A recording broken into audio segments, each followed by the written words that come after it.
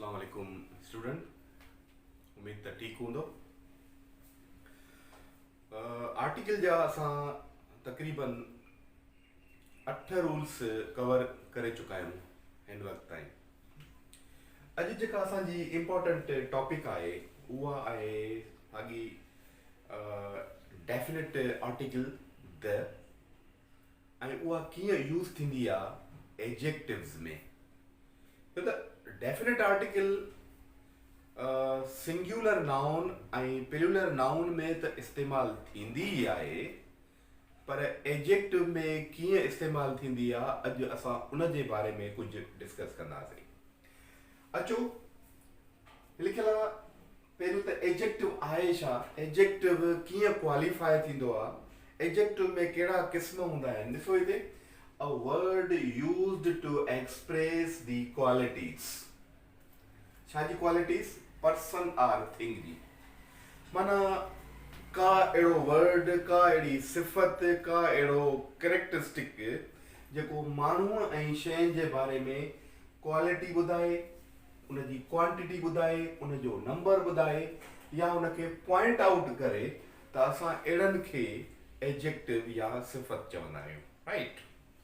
सिंधी इन करे पियो ॻाल्हायां त हिकिड़े स्टूडेंट हिकिड़ी कंप्लेन कई, कंप्लेन न चऊं त हिकिड़ो शेयरिंग कई त सर सिंधी ॻाल्हायो। मां अॼु तक़रीबन हिन ते अहिड़े तरीक़े जो ई ॻाल्हाईंदुसि, ऐं तव्हांजा कमेंट्स बि ज़रूरी आहिनि उन ते, त जीअं असां हिनखे फर्दर प्रॉपर डिस्कस बि करे सघूं।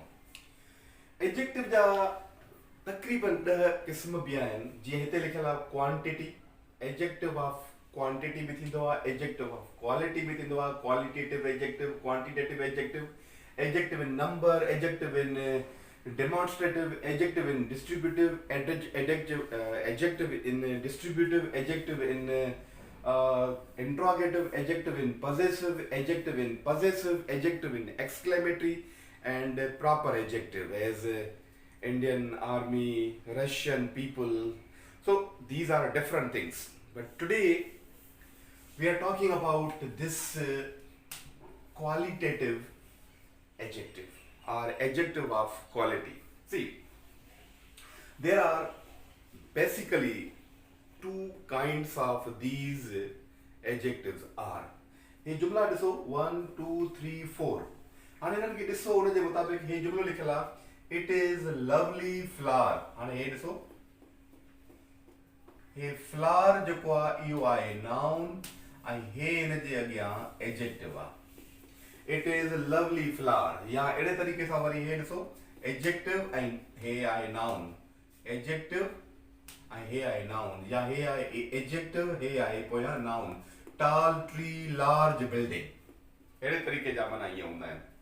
वरी ॿियो जुमलो ॾिसो, come sit by the crackling fire. Preposition बि हिकिड़ो इस्तेमालु थियल आहे, बाय ते वेहण, ऑन द फायर न, पर by the fire. Come sit by the crackling fire. कहिड़ी फायर हूंदी आहे इहा? क्रैकलिंग फायर, जंहिंमें इहे थोरा घणा हुनजो बाहि जो आवाज़ थोरा घणा खड़का थींदा आहिनि, जॾहिं क्रैकलिंग फायर।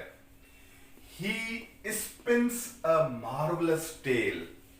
हाणे हिते वरी छा आहे, मार्वलस लफ़्ज़ आहे, एडजेक्टिव छाजे लाइ आहे? टेल जे लाइ। ही एडजेक्टिव आहे, ही सही नाउन आहे। स्पिन्स माना टेल, स्पिन्स माना ॿुधाइण, स्पिन्स माना इंटरप्रीटेड, स्पिन माना डिस्क्राइब करण। कम सिट बाय क्रैकलिंग फायर। हाणे हिते क्रैकलिंग जेको आहे इहो एडजेक्टिव आहे, ही जेको आहे नाउन आहे। हाणे अहिड़नि खे माना कीअं, एडजेक्टिव हमेशह उनजी कनेक्शन या दोस्ती हूंदी आहे छा सां? नाउन सां। जेकॾहिं ईअं हूंदो आहे त असां अहिड़नि एडजेक्टिव खे लफ़्ज़ इस्तेमालु कंदा आहियूं छा? एट्रीब्यूटिव एडजेक्टिव आहे छा?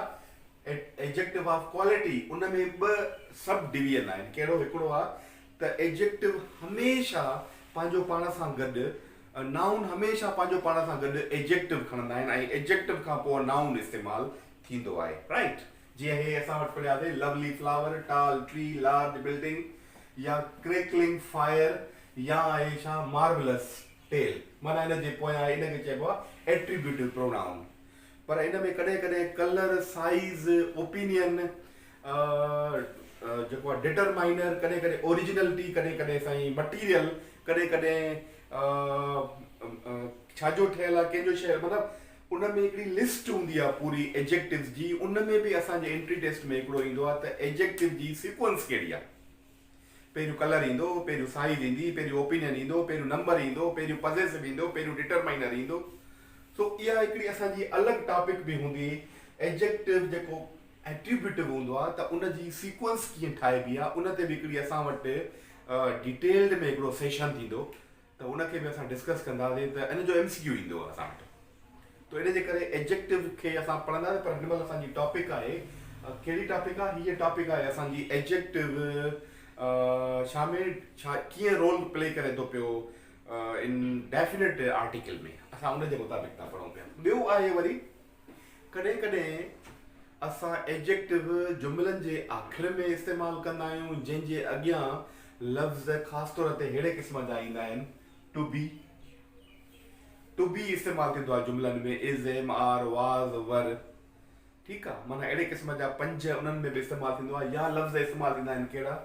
लफ़्ज़ इस्तेमालु थिए टेस्ट वर्ब तौर, अपीयर वर्ब तौर, लुक वर्ब तौर, स्मेल वर्ब तौर, सीम वर्ब तौर, फील एटसेट्रा। अहिड़े क़िस्म जा लफ़्ज़ अचनि ऐं आख़िर में असां वरी एडजेक्टिव इस्तेमालु कयूं पर नाउन न इस्तेमालु कयूं, त अहिड़नि एडजेक्टिव खे असां वरी छा चवंदा आहियूं? Predicative adjectives. Right, for example ॾिसो, दे आर डेड। डेड छा आहे? एडजेक्टिव आहे, पर हिते उन खां पोइ नाउन इस्तेमालु न आहे थियल। She is pretty, pretty girl न आहे इस्तेमालु थियल। She is pretty. She is Kamli, she is obedient. माना इन जो मतिलबु आहे उहा ओबीडेंट स्टूडेंट आहे। ओबीडेंट स्टूडेंट थी वियो त एट्रीब्यूटिव थी वियो आहे। पर जेकॾहिं एडजेक्टिव तौरु इस्तेमालु थियल हुजनि, एडजेक्टिव तौरु इस्तेमालु थियल हुजनि, त उन्हनि जे पोयां कुझु बि न हुजे, त असां नाउन न हुजे, त इन जो मतिलबु आहे त इहे आहिनि छा? इहे आहिनि प्रेडिकेटिव, माना उन्हनि खे असां इस्तेमालु कंदा आहियूं। ॿियो जुमिलो ॾिसो, he looks happy, he looks contented. माना कॾहिं कॾहिं असां वटि जेको ईडी फॉर्म में, माना पास्ट पार्टिसिपल में बि असांजा एडजेक्टिव तौर पे इस्तेमालु थींदा आहिनि। या वरी आहे ही लुक्स डैशिंग। कॾहिं कॾहिं असां वटि वरी वर्ड ING सां, माना प्रेजेंट पार्टिसिपल सां बि एडजेक्टिव तौर इस्तेमालु थींदा आहिनि। ही लुक्स सैड, माना इहे सिचुएशंस आहिनि अहिड़े क़िस्म जूं। त एडजेक्टिव रुगो छा पंहिंजा एडजेक्टिव हूंदा आहिनि, या कुझु वर्ब मां बि ठहंदा आहिनि। जीअं हिकिड़ो नाउन हूंदो आहे कहिड़ो, ही इज़ स्विमिंग। हाणे हिते स्विमिंग छा आहे? प्रेजेंट पार्टिसिपल आहे, पर लिखियल हुजे छा? ही इज़ न, swimming is good for health. हाणे स्विमिंग छा आहे? इहो हिकिड़ो नाउन थी वियो, जेरेंड नाउन आहे, पर लिखियल हुजे I bought a swimming dress. हाणे हिते स्विमिंग छा आहे? एडजेक्टिव आहे, पर प्रेजेंट पार्टिसिपल मां बि खयो वियो आहे। सो कॾहिं कॾहिं ईडी सां, कॾहिं कॾहिं ING सां, माना कॾहिं कॾहिं प्रेजेंट पार्टिसिपल सां, कॾहिं कॾहिं पास्ट पार्टिसिपल सां बि असां एडजेक्टिव ठाहींदा आहियूं। सो असांजो इहो बि असांजो हिकिड़ो डिस्कशन जो मौज़ू रहंदो अॻिते हली। सो हीअ पढ़ी वियासीं। हाणे अचो हिकिड़ी टी पॉइंट असां जेका हिन महिल पढ़ूं था पिया पंहिंजी टॉपिक में, उहा आहे द कंहिंमें इस्तेमालु थींदो, माना डेफिनेट आर्टिकल कंहिंमें इस्तेमालु थींदो। जनरली असांखे ख़बर आहे, जनरली मां लफ़्ज़ हिते हीअं थो लिखां त जनरली जेके पॉज़िटिव हूंदा आहिनि उन्हनि में द इस्तेमालु न थींदो आहे जनरली। कंपैरेटिव में, कंपैरेटिव छा थो चवां पई, इहे छा आहिनि? हिननि खे चवंदा आहियूं असां कंपैरिजन एडजेक्टिव या कंपैरेटिव डिग्रीज़, माना जंहिंमें हूंदो आहे पॉज़िटिव, कंपैरेटिव, सुपरलेटिव्स। पर असां वटि किताब में पहिरीं एक्सरसाइज आहे, उन में ईअं लिखियलु आहे त जेके सुपरलेटिव हूंदा आहिनि उन्हनि में द लॻंदो ई लॻंदो आहे। बाक़ी हिननि में जीअं हूंदो आहे, ही is better than Aslam, he is better than Aslam, द आहे ई कान। हिते लिखियलु हुजे he is good student, attributive वारो थो ॻाल्हायां, he is good student, the आहे ई कोन। पर जेकॾहिं तव्हां थोरो हिननि खे डिटेल में वेंदो, हाणे इहो आहे असांजो हिकिड़ो जनरल कॉन्सेप्ट, त पॉज़िटिव में द इस्तेमालु न थींदो आहे, कंपैरेटिव में द इस्तेमालु न थींदो आहे, सुपरलेटिव में द इस्तेमालु न थींदो आहे। पर हिकिड़ी ॻाल्हि ॿुधाए छॾियां, मां हितां ही शयूं ड्राईंदुसि। हाणे ही शयूं मां हाणे ड्राईंदुसि, छो त असां एंट्री टेस्ट था पढ़ूं पिया, उन एंट्री टेस्ट के मुताबिक़ असां लिखंदासीं त हिन में बि द इस्तेमालु थींदो, हिन में बि द इस्तेमालु थींदो, हिन में ऑलरेडी इस्तेमालु थिए थो पियो। माना इहे सभु असां जूं सिचुएशन्स आहिनि जंहिंमें असां ॿुधाइण थो चाहियां पियो त बेसिकली असां पढ़ियो होसीं त हिन में द इस्तेमालु थींदो, हिन में न थींदो, हिन में न थींदो। पर मुंहिंजो फोकस अॼु छा आहे त द जो इस्तेमालु टिनी कंपेरिजन एडजेक्टिव में इस्तेमालु थी सघे थो पियो।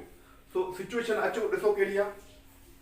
हाणे अचो वरी असांखे ख़बर पइजी वई त एट्रीब्यूटिव छा आहे, प्रेडिकेटिव छा आहे, पॉजिटिव, कंपेरेटिव, सुपरलेटिव कीअं ठहंदा आहिनि।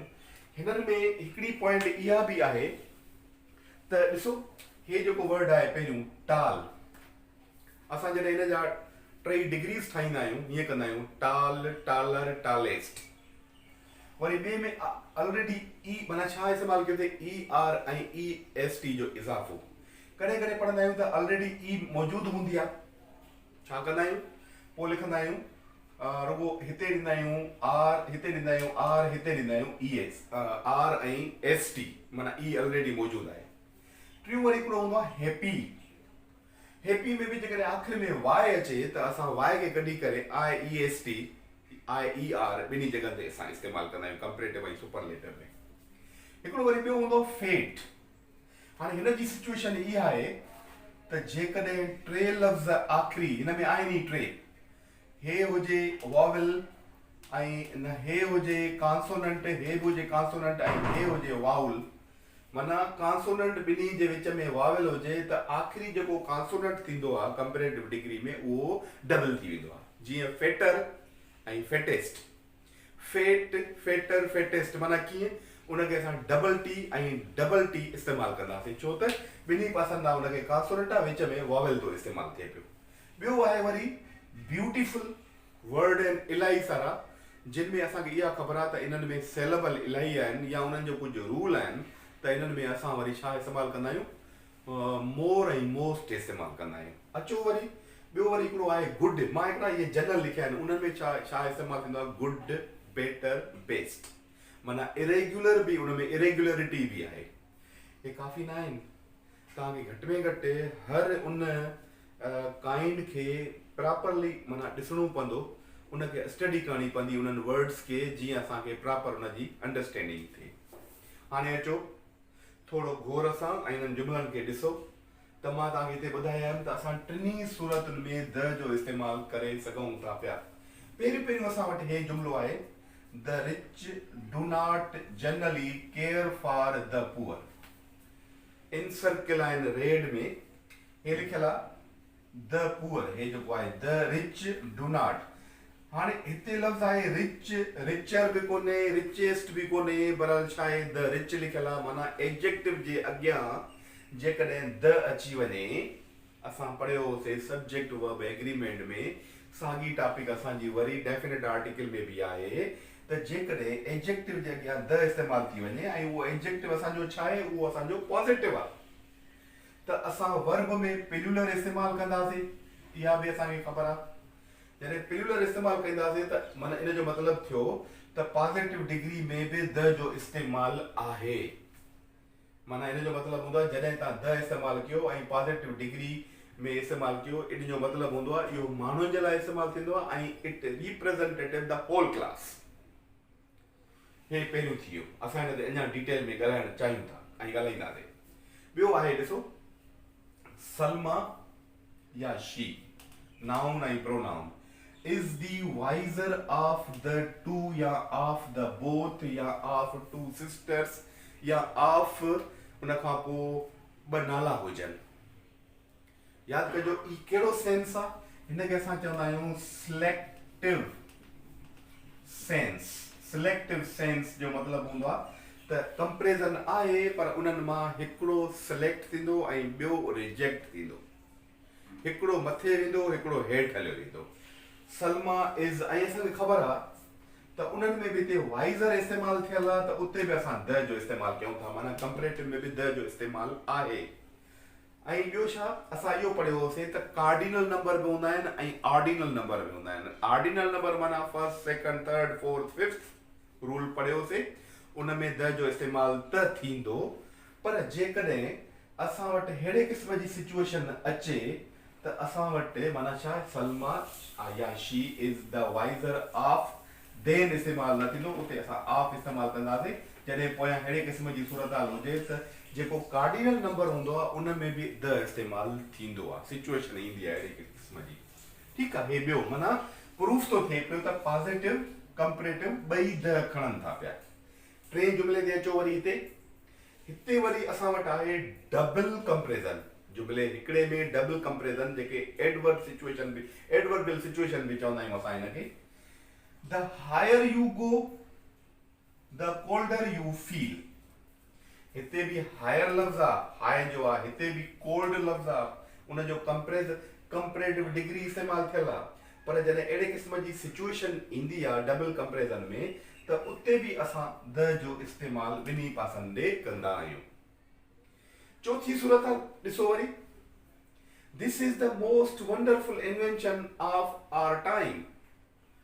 It is understood from this portion the superlative degree take definite article the that is already mentioned in there. ठीकु आहे, पंजी सूरत हाल वरी ॾिसो, Aslam is the most beautiful of the three sisters. माना सुपरलेटिव डिग्री में भी सिलेक्टिव सेंस थींदी आहे, सुपरलेटिव में ऐं उन खां मथे भी थींदी आहे। हिते द मोस्ट द इस्तेमाल कयोसीं, पर हिते वरी ऑफ इस्तेमाल कयोसीं ऐं थ्री इस्तेमाल कयोसीं, जेका देन इन्हनि में थींदी ई न आहे। ऐं असां उन खां पोइ वरी थ्री सां बि द जो इस्तेमाल कयो आहे। सो इन्हनि सिचुएशन में भी असांखे अहिड़े क़िस्म जा जुमिला इस्तेमाल थियल आहिनि। हाणे हिननि मां असांखे हिकिड़ो प्रूफ थो मिले त अहिड़नि क़िस्मनि जे जुमिलनि में असां द जो इस्तेमाल करे सघूं था। हैंस प्रूफ छा थो थिए हिननि मां? हैंस प्रूफ इहो आहे त पॉज़िटिव कंपैरेटिव ऐं सुपरलेटिव डिग्री जो इस्तेमाल द टिनी में खणंदो। पर जेकॾहिं तव्हां चैप्टर कहिड़े बि ग्रामर पहिरियों बुक में पढ़ंदो, पहिरियों तव्हांखे ॿुधंदो त बाबा हे द खणंदो आहे, हे न खणंदो आहे, हे न खणंदो आहे।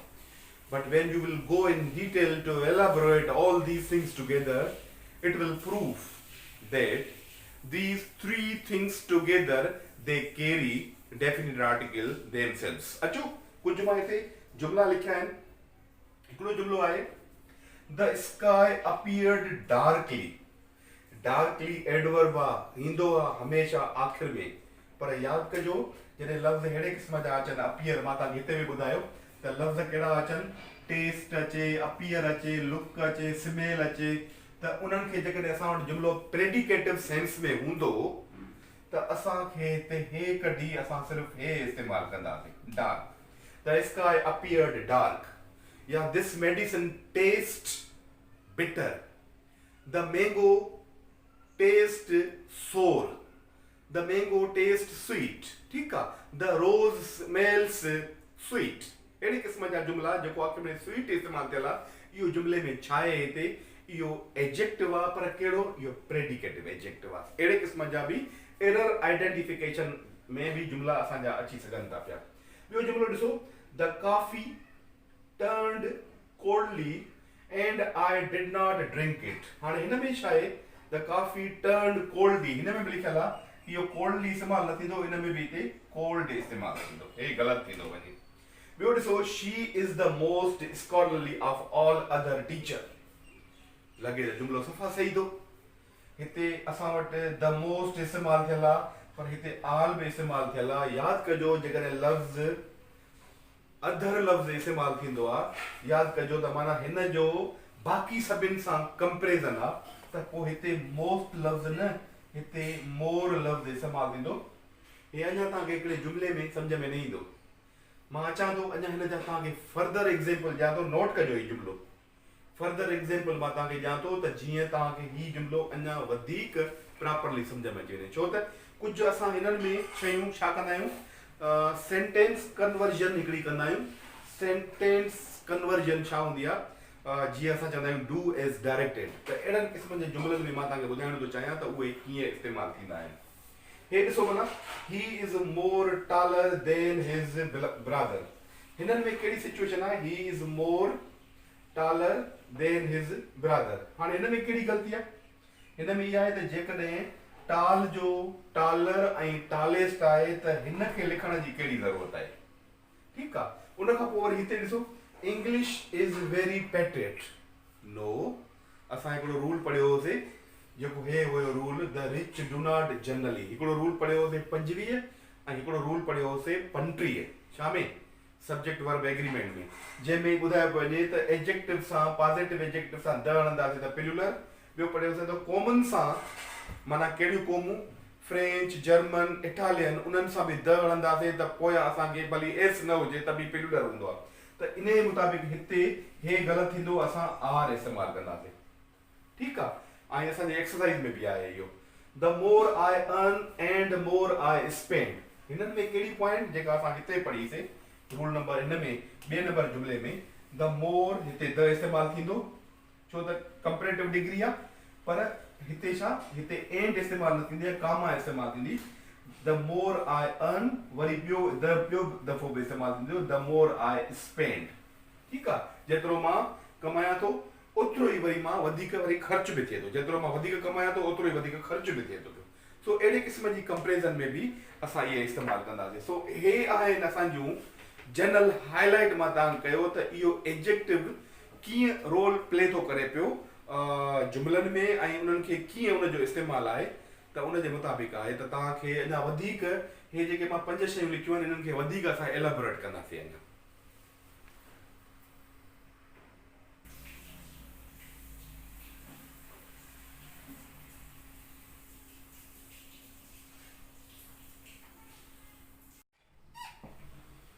See, this is not related to definite article, but I think it is necessary to understand. मां ज़रूरी थो सम्झां त हिते द जो इस्तेमालु त मुंहिंजे ख़्याल में तव्हांखे सिर्फ़ु हिन जॻह ते रुॻो मिलंदो, जीअं मां तव्हांखे ॿुधायो। पर हिते हिकिड़ो ॿियो ॿुधाइण पियो चाहियां त कहिड़ी शइ आहे जेका माना कंपेरिज़न एडजेक्टिव में बि हिकिड़ो माना कंपेयर कंदी आहे हिन जे मुताबिक़। ख़ासि तौर ते असां वटि इम्तिहान में हिकिड़ो ईंदो आहे, जे ईंदो आहे, Salma is the most beautiful of all girls. हिकिड़ो अहिड़े क़िस्म जो माना ईंदो आहे सिचुएशन।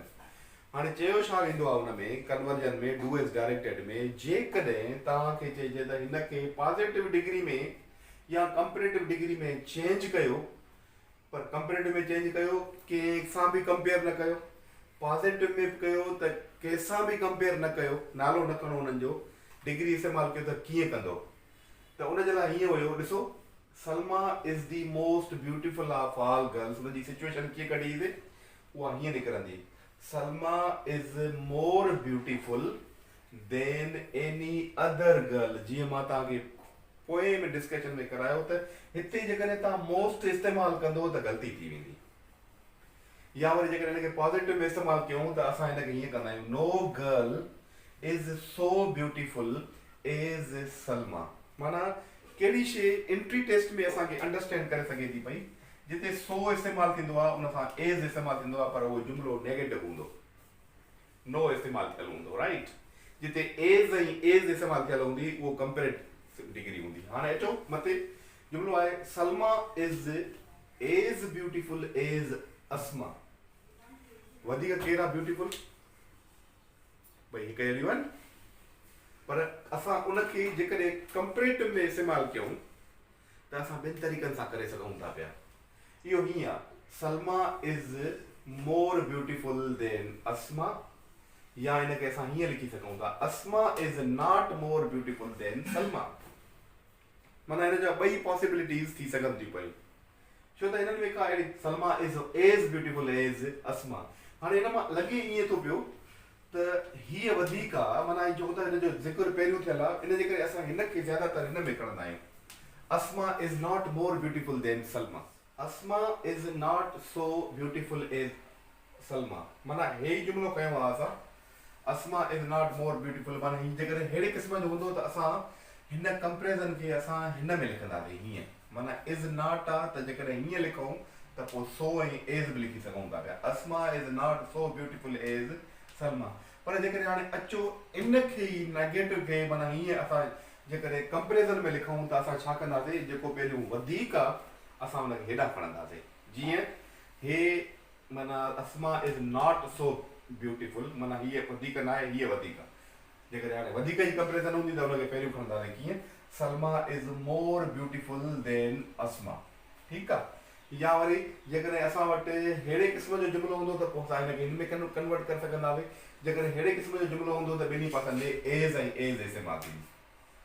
ठीकु आहे। माना इन जो मतिलबु आहे जेकॾहिं असां वटि जुमिलो हूंदो हे Salma is more beautiful than Asma त असां हीअं कंदासीं। पर जेकॾहिं अहिड़े क़िस्म जो जुमिलो हूंदो त असां हुनखे कंपेरिज़न में अहिड़े क़िस्म जो करे रखंदासीं। Salma is more beautiful than, माना अहिड़े क़िस्म जो हीअं सॉरी हे न, पर असां हिनखे हीअं करे रखंदासीं। हीअं, Asma is not so beautiful as Salma. माना सो ऐं एज़ नेगेटिव में इस्तेमालु थींदो आहे, एज़ ऐं एज़ पॉज़िटिव में इस्तेमालु थींदो आहे। ऐं हीअ कन्वर्जन जेका आहे सुपरलेटिव डिग्री मां जेकॾहिं असां पॉज़िटिव ऐं कंपेरेटिव में कयूं त पोइ असां अहिड़े क़िस्म जो लिखंदा आहियूं। माना Salma is the most beautiful of all girls, Salma is more beautiful, not most. पोइ हिते एनी अदर माना ॿी कैटेगरी में इस्तेमालु थींदी। पर जेकॾहिं हिनखे असां पॉज़िटिव डिग्री में रखूं, जीअं थींदो no girl is so beautiful as Salma, छो त हे पॉज़िटिव आहे, हे बि पॉज़िटिव में इस्तेमालु थींदो। ठीकु आहे।